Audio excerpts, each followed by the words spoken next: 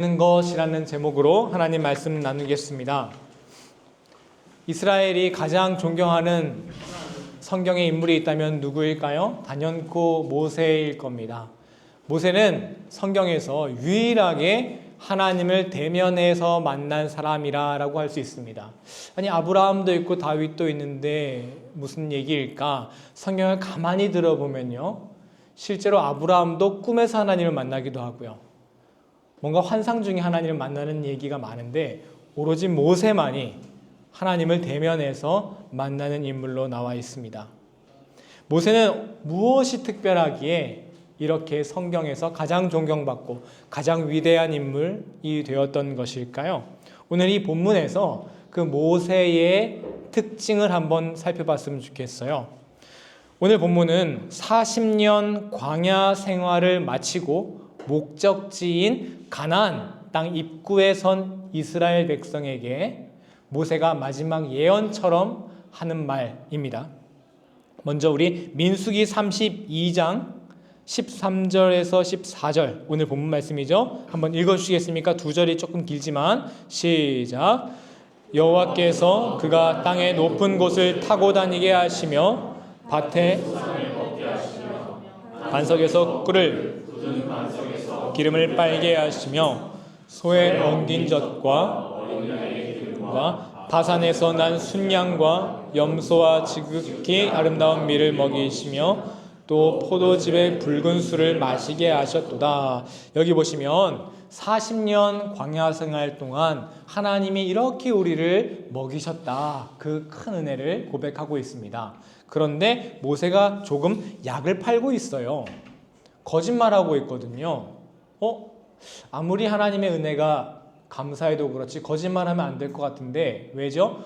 여러분, 이스라엘이 광야에서 무엇을 먹었는지는 우리 너무나 잘 알고 있습니다. 무엇을 먹었죠? 만나를 먹었고 또 가끔 가다가 이제 메추리 고기를 먹었어요. 그런데 오늘 13절부터 보여주시면요, 밭의 소산을 먹게 하셨대요. 광야에서 이들이 농사를 지을 수 있었겠습니까? 그럴 리 만무하죠.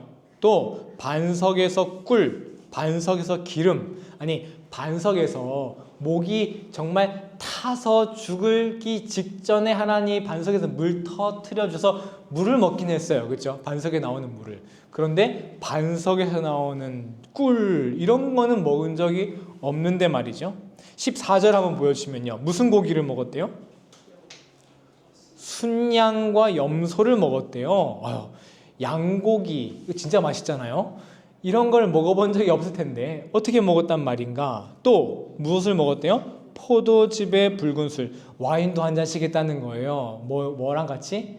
양고기랑 같이. 이게 불가능한 일인데 모세는 왜 이런 거짓말 같은 고백을 하고 있던 것일까? 여러분, 바로 이것이 모세의 특별함입니다. 모세가 성경에서 이런 찬사를 받죠. 지구에 있는 사람 중에, 지상 위에 가장 어떤 사람이다? 온유한 사람이다 라는 평가를 받아요. 하지만 모세가 특별히 다른 사람보다 뛰어난 점을 찾기가 쉽진 않거든요. 그런데 모세와 이스라엘 백성이 확연하게 구분되는 성격이 하나 있습니다. 모세는 여기서 하나님이 먹여주신 것, 메추라기는 뭐처럼 먹은 거예요? 메추라기 먹을 때 뭐 먹는 것 같이 먹었어요? 양고기 먹는 것처럼 먹었어요. 양고기나 다름없네. 진짜 좋네. 반석에서 나오는 물을 먹을 때는요, 꿀을 먹는 것처럼, 와인 한잔 하는 것처럼 먹을 줄 알았어요, 모세는.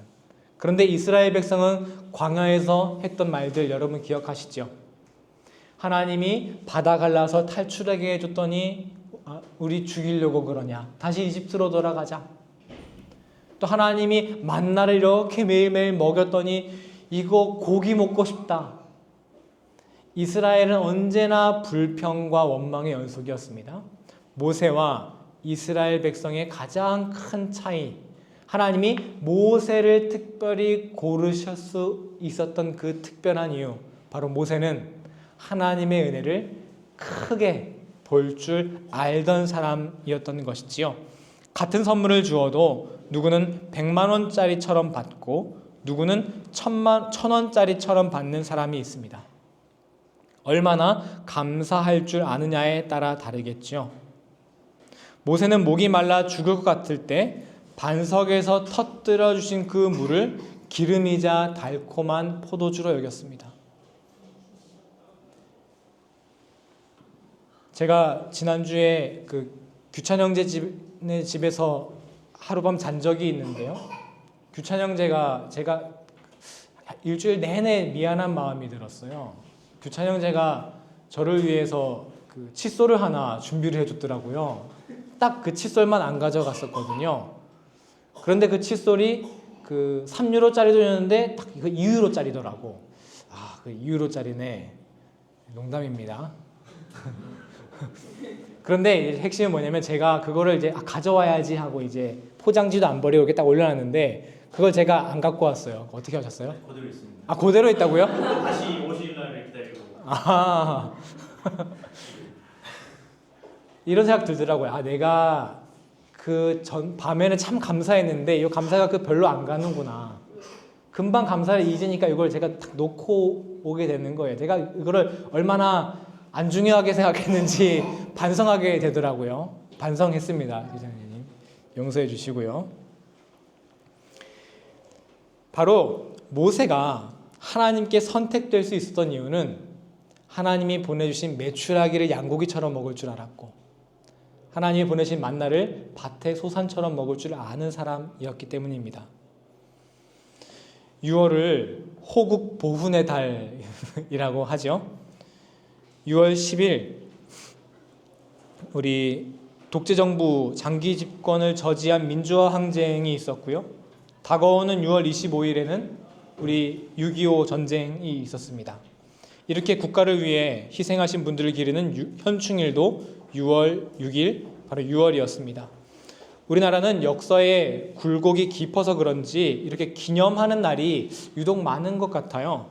그래서 때로는 귀찮기도 하고 어떨 때는 이런 이야기 하는 것 자체를 민감하게 생각해서 좀 불편하게 생각하는 사람도 있습니다. 그럼에도 왜 우리는 이렇게 기념일을 지정하고 또 기억하는 것일까요? 잊지 않기 위해서입니다. 우리에게는 잊어서는 안 되는 것들이 있습니다. 이런 말이 있죠. 역사를 잊은 민족에게는 미래가 없다. 왜 그럴까요? 독일이 지난 2차 세계전쟁을 계속해서 기억하는 이유는 이것을 기억하지 않고 잊었을 때 똑같은 일이 벌어질 것이기 때문입니다. 우리 인생은 잊지 말아야 할 것을 잊을 때 가장 큰 화를 당하게 됩니다. 어릴 적 봐서 조금 내용만 기억나는 영화가 있는데요. 어떤 사람이 시간을 마음대로 조정할 수 있는 리모컨을 손에 얻어요. 그 리모컨을 자신의 성공을 위해 막 사용합니다. 그는 자기의 성공을 빨리 보기 위해서 인생의 그 빨리 감기 버튼을 막 눌러요. 그렇게 그는 매우 고속 승진에 성공하고 나중에는 그 기업의 CEO의 자리까지 이릅니다. 그런데 그렇게 빨리 감기를 해서 온 자기 인생이 매우 불행하다는 것을 보고 매우 놀랍니다. 그리고 그는 깨달아요. 빨리 감기를 누르느라고 잊어서는 안 되는 것들을 마구 지나쳤다는 사실을 말이죠. 그 중에 가장 중요했던 게 부모님의 임종을 보지 못했고요. 아내와의 결혼기념일을 매년 몰랐고요. 아들의 졸업식에 매번 가지 못했습니다. 잊어서는 안 되는 가족을 잊었던 거죠. 잊어서는 안 되는 것을 잊었을 때 이 사람은 가장 불행해졌다는 사실을 깨닫습니다. 여러분, 구약 성경에서 이스라엘이 가장 불행해졌을 때가 언제입니까? 이스라엘이 멸망했을 때겠죠. 성전이 다 붕괴됐을 때겠죠. 이때 성경 예언자들은 망해가는 이스라엘을 향해서 하나의 목소리를 냈습니다. 그 하나의 목소리가 뭡니까? 이집트에서 너희를 구해준 하나님을 잊지 말아라. 광야 40년에서 너희를 먹이신 하나님의 은혜를 잊지 말아라 라는 경고였습니다. 결국 잊어서는 안 되는 것을 잊지 말아라 라는 경고였고, 이스라엘은 잊어서는 안 되는 것을 잊었더니 멸망의 길로 빠지고 말았습니다. 우리는 이렇게 잘 알고 있지만 그럼에도 가장 먼저 있는 것을 보면요, 가족의 사랑, 부모님께 감사하는 마음들, 이런 거 금방금방 잊고 살잖아요. 눈앞의 시험 때문에, 당장 처리해야 하는 일들 때문에 가장 중요한 것을 잊고 살아갑니다. 우리는 왜 계속 이렇게 중요한 것들을 잊고 살아가는 것일까요? 신명기 32장 15절에서 그 이유를 밝히는데요. 한번 여러분 읽어주시겠습니까? 시작. 그런데 여수는 기름진에 발로 차도다. 내가 살찌고 비대하고 윤택함에 자기를 죽이신 하나님을 버리고 자기를 구원하신 반석을 없이되었다. 여수르는 이스라엘의 별명입니다. 이스라엘이 왜 하나님을 버렸대요? 살찌고 비대하고 윤택해져서라고 말합니다. 나를 살찌우고 윤택하고 비대해지는데, 이런 데만 집착하게 되면 매우 분주해지기 때문이에요. 이 분주함이 잊지 말아야 할 것을 잊게 만드는 원인이 됩니다. 제가 이건 한번 나눈 적이 있는데요, 분주함을 한문으로 적으면 바로 이겁니다. 분주할 망.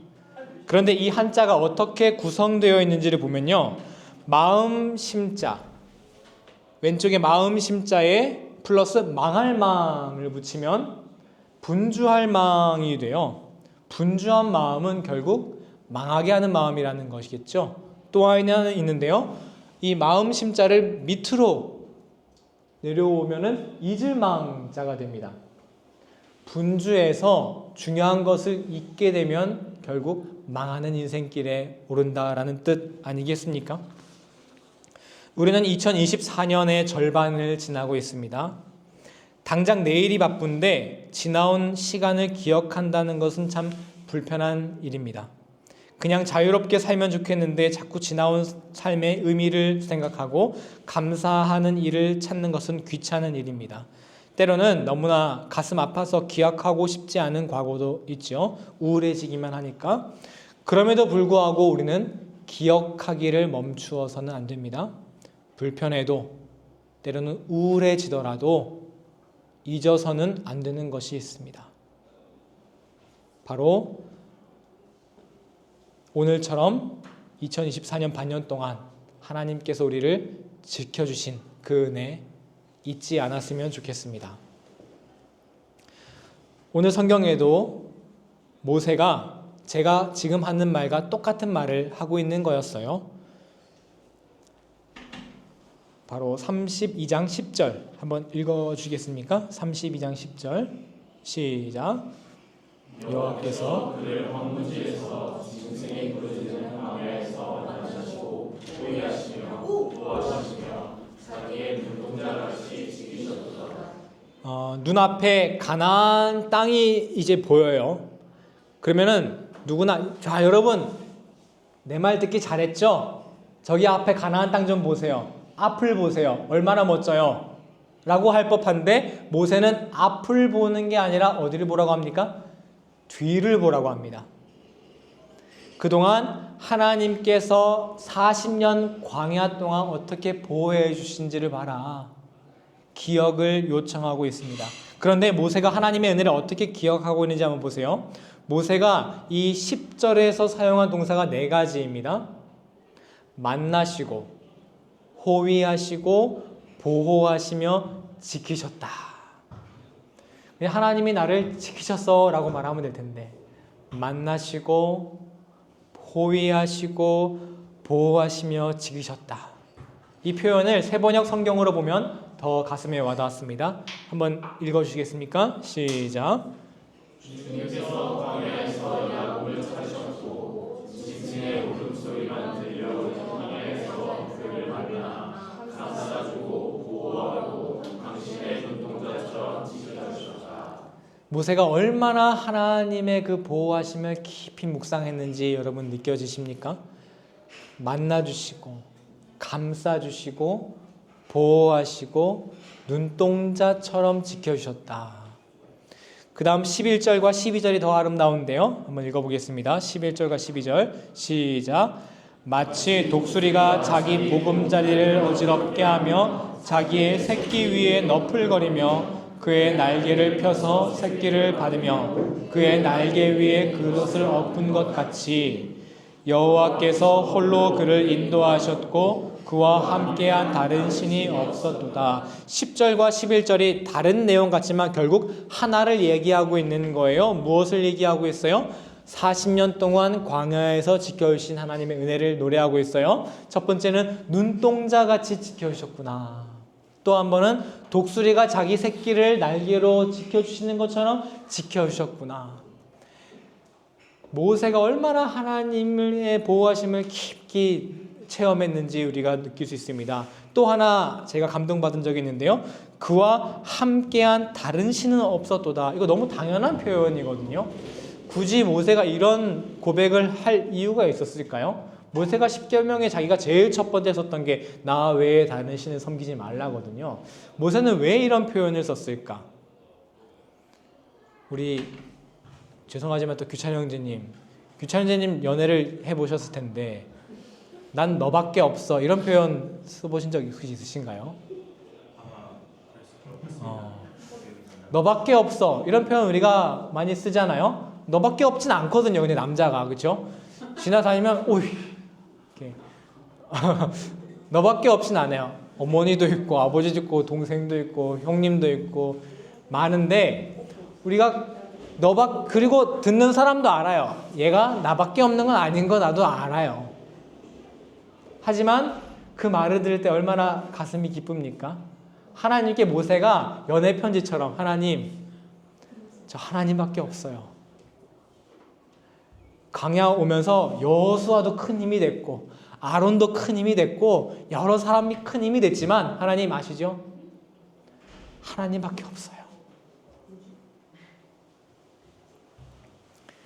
아주 로맨틱한 표현으로 하나님께 감사의 인사를 하고 있는 것입니다. 어쩜 이렇게 다양하고 아름다운 표현이 나올 수 있을까요? 여러분 한번 상상해 보세요. 여러분 집에 가서 2024년 반년 동안을 기억하며 하나님께 하나님이 저를 이렇게 지켜주셨군요 라고 고백하며 기도를 해본다고 생각하세요. 이렇게 다양하게 이렇게 깊고 아름다운 표현으로 우리가 감사 인사를 드릴 수 있을까요? 하나님 독수리가 새끼를 날개로 덮어주시는 것처럼 저를 지켜주셨군요. 이런 마음의 감동으로 우리가 고백할 수 있을까요? 그러므로 여러분 기억한다는 것은 단순히 객관적인 사실을 머릿속에 집어넣는 것이 아닙니다. 지난 반년 동안 하나님이 내가 살아온 것 하나님의 은혜 그치? 은혜 맞지? 이렇게 그냥 인정하고 어쩔 수 없이 인정하고 넘어가는 게 아닙니다. 하나님이 나를 보호해 주신 그 기억을 가지고 그 기억을 다듬고 기도로 말이죠. 묵상으로 말이죠.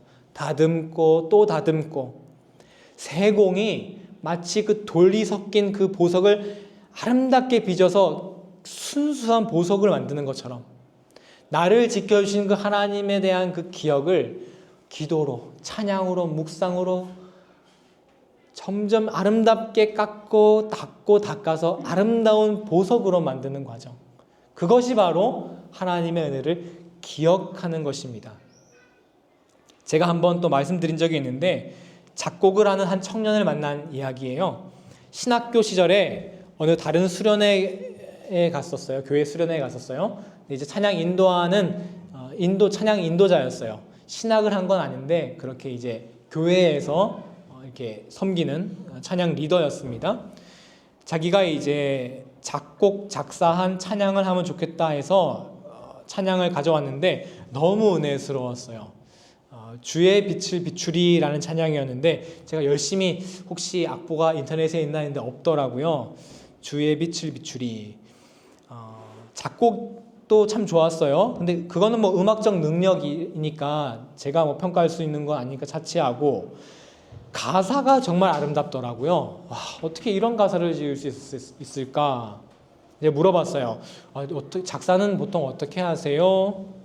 그랬더니 노트 하나를 보여주시는데 그 노트에 아주 빼곡하게 밤마다 노트에 이제 가사를 적으신대요. 그런데 그 가사를 자세히 보니 노래 말을 적는 게 아니라 그냥 그날 하루의 감사를 적는 기도 노트더라고요. 회개와 기도를 적는. 그 기도 노트에 얼마나 많은 감사와 회개가 들어있을까요? 그런데 그렇게 감사와 회개에 대한 매일매일 기도문을 이렇게 적다 보면은 그냥 어느 순간에 그 작곡에 맞는 가사가 툭 나온다는 거죠. 아름다운 노랫말이.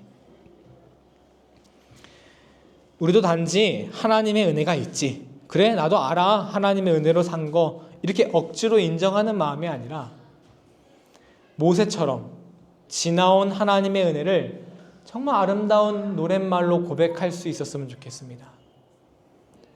그렇게 하기 위해선 이 매일 밤마다 노랫말을 기록하는 사람처럼 하나님에 대한 그 감사의 기억을 계속 되새기고 또 입으로 표현하고 기도로 묵상할 때 비로소 나의 그 기억이 아름다운 옥구슬이 되어 나올 것입니다.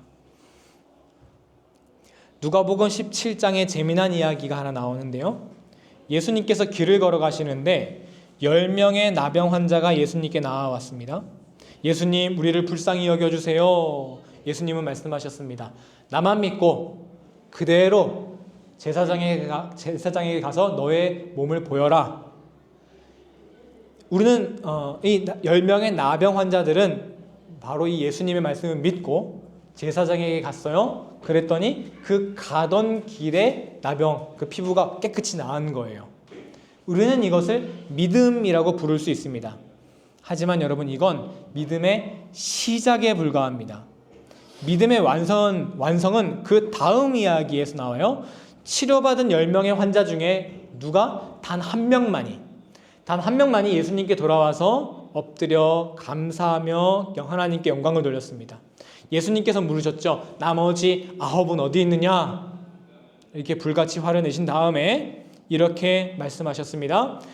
너의 믿음이 너를 구원하였느니라. 믿음의 완성은 결국 구원 아니겠습니까? 앞에 9명은 피부, 겉은 깨끗해졌지만 구원은 얻지 못했어요. 누가 구원을 얻었습니까? 예수님 말씀 믿고 병고침 받은 다음에 다시 와서 그 은혜를 기억한 사람만이, 그 사람이 믿음의 완성을 이루었습니다. 우리는 하나님의 말씀을 믿고 예수 그리스도를 우리의 주로 고백합니다. 예수님을 경배하라는 하나님의 말씀을 믿고 이 자리에 나와 하나님을 경배합니다. 하지만 이것은 믿음의 시작입니다. 온전한 구원을 이루는 믿음의 완성을 위해서는 오늘 예배 때 받은 이 은혜를 잊지 않고 집으로 가져가서 아름답게 다듬어야 합니다. 메추라기 고기를 양고기 먹은 것처럼, 그저 반석에서 나오는 물을 와인처럼 꿀처럼 달게 여겼던 모세처럼 우리가 받은 하나님의 그 크신 은혜를 아름답게 꾸며감으로 구원의 완성, 믿음의 완성을 이루어 나가시는 여러분 되시기를 예수님의 이름으로 간절히 축원합니다. 함께 기도하겠습니다.